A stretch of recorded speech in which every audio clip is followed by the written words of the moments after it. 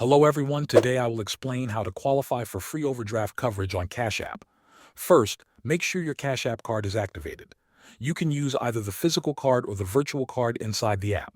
If your card is not activated, you will not be able to qualify for overdraft coverage.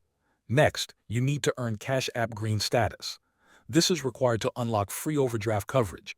There are two main ways to qualify each month. The first way is by spending $500 or more using your Cash App card. The second way is by receiving at least $300 or more in direct deposits into your Cash App account.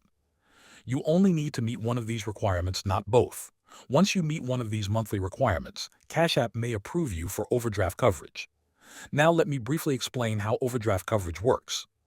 When you make a purchase with your Cash App card and your balance is not enough, Cash App can approve the transaction up to your coverage limit.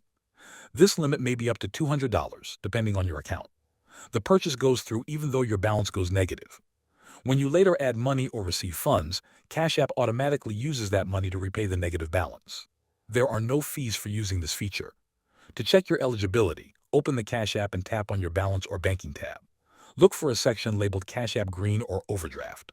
Here you can see if you qualify and view your coverage limit.